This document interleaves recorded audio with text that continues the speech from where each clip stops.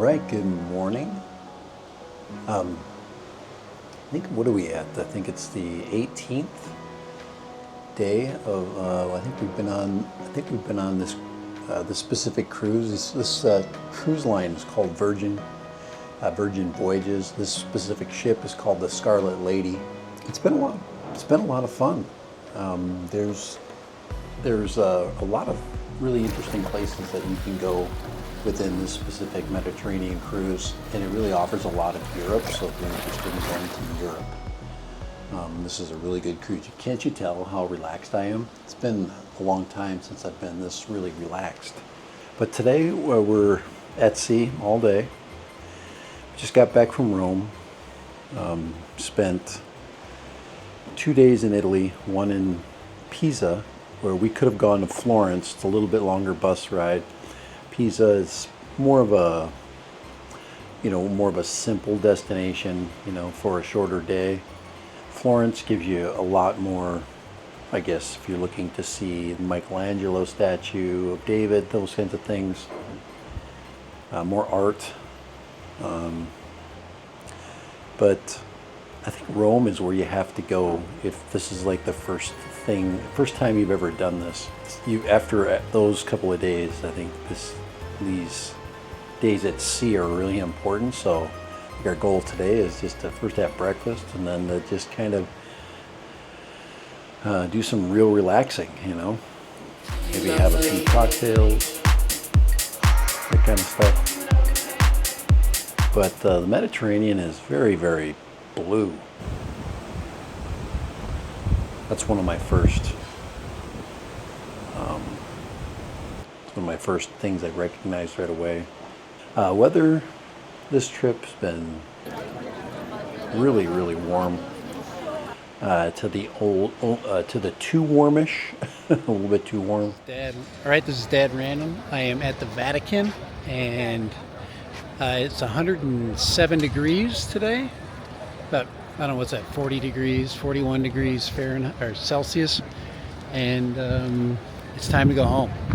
I'm dehydrated, but I have been spiritually reawakened. But yeah, that's kind of it. But equipment I've used on this trip, I've used the Insta360 Go3S.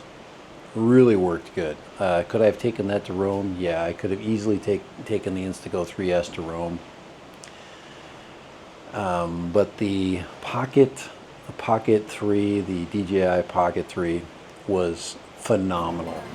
The video I've been getting, I've gone through some of it, but just extraordinary video. It was really super hot all day, and it didn't stop working one time. The gimbal stayed working. I used to get a lot of gimbal overload errors with the Pocket 2, and the Pocket 3 is not doing any of that. It is really working good. Video quality is just extremely good. Probably the video mode, just standard video, 4K 30. I did a lot of panoramic shots, but I think, what are they? I think they're 3x3s. And the reason why is if you're in a big area and you want to take a picture and get the most out of it, that stitches 6 pictures together. I believe it's 3x3.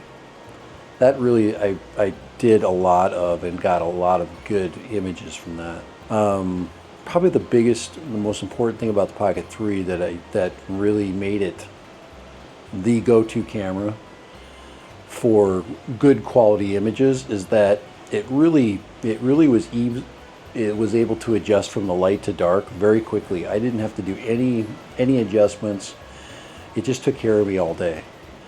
From the hot temperatures, from the lighting conditions that were really, really extreme, it did a great job. There was nothing I could ask for it to do more. Everything was natural. I didn't wear any mic. I tried to keep it simple. I went from the long handle to the short handle. Didn't bring the tripod. I handheld everything. Did a little bit of vlogging. Didn't do much. I would say the biggest thing I wish that it had, the only complaint would have been a wide-angle lens or some kind of permanent fixed wide angle system, that would have been super. That would have been super helpful. So that's the Pocket 3. That's the camera that like I said, I really counted on. Let me go grab the other camera real quick. Be right back. The Insta360 Go3. And this is the Insta360 Go3S. And I really counted on this early in the trip. Okay, and now this is the way I have it set up. You can see I have a Ulanzi tripod. This is a newer one. It's only like 15, I think it's 15 centimeters long. And it's really compact, fits in most of the cases that it comes with. But when I carried this camera, I put it in a little pouch, and I took it off the stand, and I pretty much just carried it like this. And this is how I used it. And you can actually vlog hand distance or arm distance away with this camera. It's very easy to keep on. The battery lasts a long time. I never took it out of the case, and I still have a lot of footage next. So I spent 2 days filming with this camera. Yeah, you're going to be able to tell the difference, but the lighting is so good in the summer that it won't make much of a difference.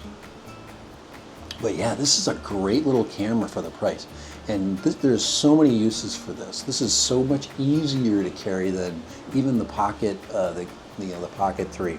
So the Insta360 Go3S. Like I said, vlogging is just a breeze. I mean, it's simple as that. And like I said, you can do handhold vlogging. This has the wide angle built into it. So, like right there, I've got a nice wide angle shot. I mean, right there. Probably the only thing that would be tough with this camera is just keeping it up, for this kind of vlogging. But yeah, you do run the risk of losing it. But what a great camera. And I do have a quick zoom, so if I want to go to a more tighter shot, I just click it like that. I mean, it's that simple. So yeah, you can't go wrong, with these two cameras on a trip. Like I said, I'm gonna have memories that I'm never gonna forget. I'm gonna be able to post things and go through it and go back into it and look at that trip. Charging time's quick. Like I said, removable memory would be nice for this one. If this had a memory slot, that would be really super helpful. But I wouldn't do anything with the camera at all. I don't really think you can, and I don't really think it needs it. I don't think it needs to be waterproof or anything like that. I think if you really had to, the other one is the remote. Because getting back to you can go handheld like this and you get the same effect, And then once again, you can go vertical content, horizontal content. So if I were to take any trip again, I'm going with two cameras, and there's no doubt about it. So I'm going to go with this setup. Now, this I can easily bring this handle. This handle is not a problem. If you're carrying like a satchel or shoulder bag, front shoulder bag, side shoulder, or all those work really well. But this little tiny, this very tiny tripod is perfect, and it's not a cheap one. It's a very well built one, and yeah, it does extend a few inches right there. So it is an extension handle. So if you do want to have a vlog setup, you can do that. It does give you a lot of different angles that you can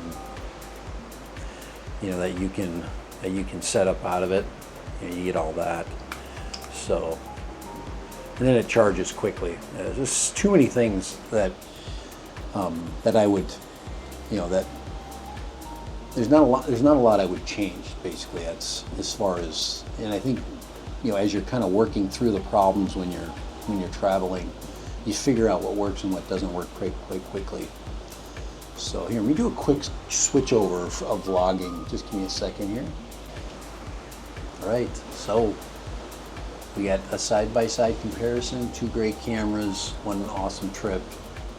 I don't think I changed anything. I think you need them both for different situations, And neither of them is a true action camera. Neither of them is a GoPro. Neither of them is a, a true action 4, or even the coming action 5. But been doing great. All right, I'm gonna go back to my trip now. So I'm gonna see you guys later, maybe. And hope you guys are having a good time, like I'm having a good time. The Go3S keeps finding my face, and I think it's using that to focus on its attention for the exposure. But you can see that the Osmo Action 3 is constantly amazing. You can see the ocean pretty good in both. All right. It's enough of that. It's enough of that. It's enough of that stuff. Nope. And then the screen just went off again. Later. Bye.